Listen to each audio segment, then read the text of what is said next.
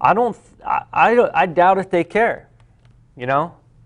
I've never heard any of them walk up to me and tell me, thank you for supporting me. Thank you for your tax money, faithfully paying your tax money every year. A good percentage of my income, I might add. Thank you, Doug, for, affording my lifestyle. I have a couple color TVs. We live in a nice house right here outside the Beltway. Fits the whole family. We don't pay taxes, but thank you, Doug, for supporting that. And, I'm happy that they have a good lifestyle to some extent, but I'm worried that the larger that group becomes that doesn't pay taxes, the more control that they have over, the elections and the whole voting, the whole political scene. And I'm afraid that they're just going to vote for my taxes to continue to increase and theirs to continue to be zero. Because let's face it, I think most people would just do that. So I don't think the taxes are fair right now, and I think they're way too high. I wrote up a little paper the other day, and I'm not going to read the whole thing to you, but there's basically different types of rich people. I've noticed a lot of politicians, a lot of people in the media, including people in the media that are very rich themselves, and people in Hollywood that are very rich themselves, targeting for their animosity certain groups of rich people. Well, there's basically three types of rich people. There's the never has-beens, okay?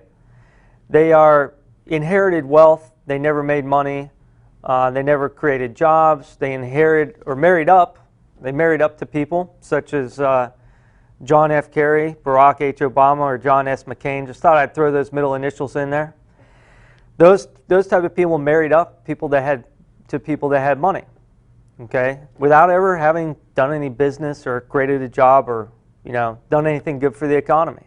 Then there's the entertainers, the second class. This is the talent pool, and I gotta subdivide this into two groups. You have the musicians, artists, models, and pretenders. Pretenders is what I used to call actors because that's what they are. They're great pretenders. They go out there and pretend that they're somebody else, and they do a great job at it. I mean, in Tom Hanks' case, they're best when they pretend to be their self, which you've noticed Tom Hanks is best when portraying a retard, or when he portrays somebody that's real juvenile in their attitude, because I think he's good at that because that's how he actually is. But I digress. But these people don't really have to work. They sit, I know they may have some long hours in the studio or whatever, but they call it playing a role because that's what it is. It's playing. They make a ridiculous amount of money for it. Does that mean I'm jealous of them or I have to hate them? I'm not hating them for that. I'm hating them for running off at the mouth about things they don't know what they're talking about in front of the entire nation. That part I don't like. However much money they make in entertainment, though, is fine with me. That's the entertainment industry. Then you have professional sports. Arguably, some have worked harder than others. A lot of it based on natural talent. Let's face it, most of you and I watching this probably never get to that realm. But those are people, that's the other part of the entertainers. And then there's the business class. Wow, this is the most hated by the media and by politicians, supposedly, right? But these are the people that make the economy happen. They create jobs, they create wealth, they sell people products and services that people want and need. And yet, these are the most despised and attacked group of wealthy people, and they also, in general, pay the most taxes because there's corporate taxes and there's individual taxes. I'm also going to subdivide this group into two people. We have the creators. These are the people, corporate bigwigs, who they do evil things like creating those products and services I mentioned for people and giving a lot of people jobs and creating more jobs and making more money and then buying things. Oh my God, they buy these outlandish things like yachts, which take hundreds of jobs to create, and sports cars, which creates lots of jobs. And they also go out and eat these big meals and give these poor waiters and waitresses big tips and give these, kitchen workers and other staff workers at restaurants and other businesses money and revenue and income. Yeah, those are the evil bigwigs. And speaking of which, Bill Gates, writing off like 100% of his salary and funneling it into charities? It doesn't even get more evil than that, folks. I mean, how evil can you be to defer your salary to charity? I mean, that's just so uncool. And then there's the financial investment banking sector. These guys are probably the shadiest of the business class people. Most of them don't really create a lot of things, but toy with other people's money and collect interest on it and so forth. And they know how to do all that stuff, and it's a service that we all need. But again, as we've seen in this, this whole banking lending scandal thing, the whole housing market, these people are definitely the shadiest of the business class. Nonetheless, they are needed in the society. So why are we told by the media and by politicians that we must hate these people? I don't hate any of the classes of rich people, by the way.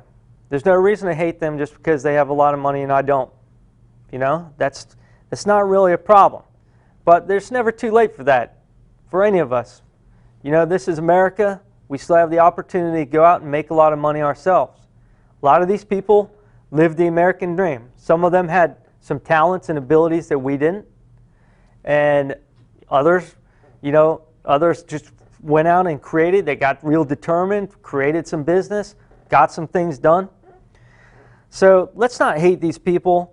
These are, especially the business class, these are the people that spend a lot of money on the economy. These are the people that create jobs. These are the people whose taxes do not need to go up. Because when you raise taxes on those people, then there's less of them. And how do they deal with taxes? Well, they create less jobs. They may create even layoffs. They may raise your gas prices, pass on that tax to you during tough times. That's the only options they have. As businessmen, they can pass on taxes to you, the consumer, or if they can't get away with that, if you don't need their product, you decide it's too expensive, then they can cut their wages or lay off their employees. Those are the choices they have. Okay? That's how taxes are affecting these, and that's how rich people are affecting the economy. And that's what I've spent the last half of the show talking about. I hope you learned something here on The Real Deal today, because I'm giving you an objective look at these issues that you probably don't see anywhere else. I'm giving you some facts and figures. I'm giving you some perceptions that you may not have thought of besides what you hear on NBC, CBS, and the other communist broadcasting stations. Anyway, glad to be with you here today, folks. This is Doug Cooke. This is The Real Deal. I'll see you next time.